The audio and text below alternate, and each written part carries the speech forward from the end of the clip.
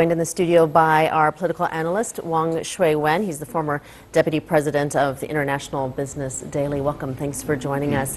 Now, in your estimation, what has China achieved with this beefed-up anti-corruption campaign? A lot has been achieved, especially in the 4 years since the convening of the 18th Party Congress. I think the greatest achievement is that we restored the confidence of the people in the party. And we restored confidence of the people in the future of anti-corruption. To speak the truth, a large number of people already lost confidence because corruption was so rampant about 4 years ago. And now people see that the party leaders really meant business in combating corruption. And there's no, I should say, there's no ban, no one can be immune in the anti-corruption campaign.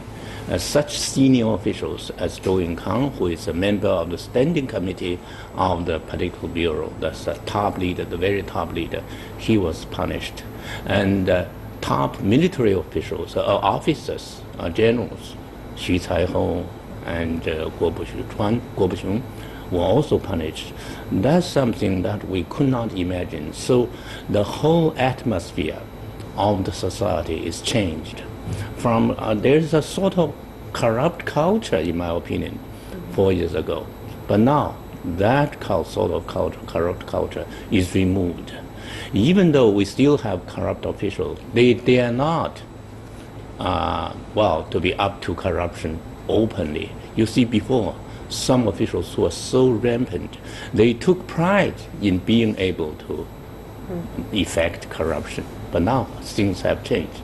And since today is the International Anti-Corruption Day, and I would say something about China's achievement internationally.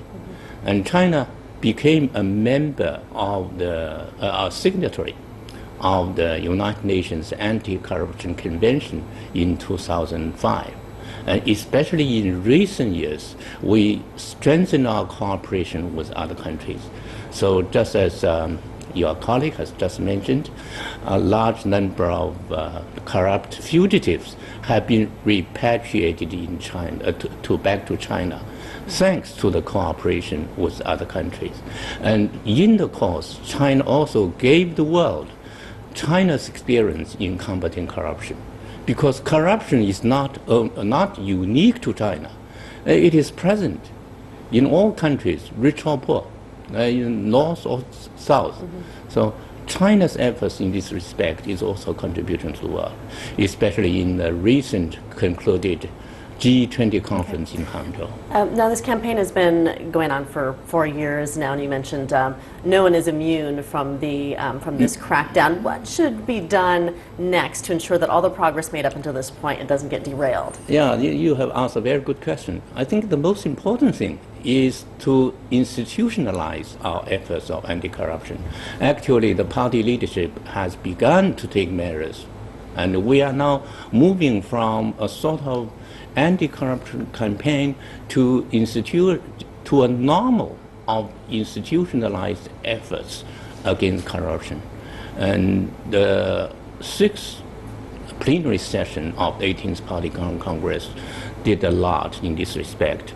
For instance, the system of supervision within the party, from the organizational supervision from the senior authorities, democratic supervision from the common party members, and inter-party supervision from the democratic parties, from the media, from the masses of people. The next step is to guarantee, to ensure delivery of all those stipulations. That's very important. I think another thing is that to further mobilize the common people.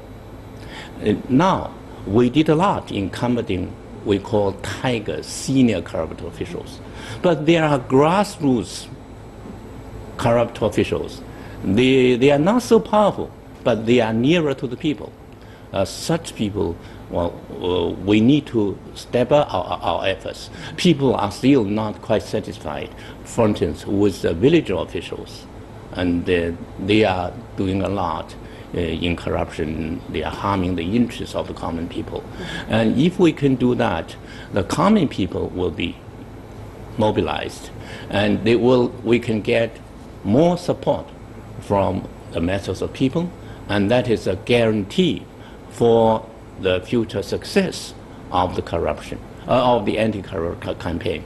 I'm sure if we can do that, and these efforts, anti-corruption efforts, will never be derailed.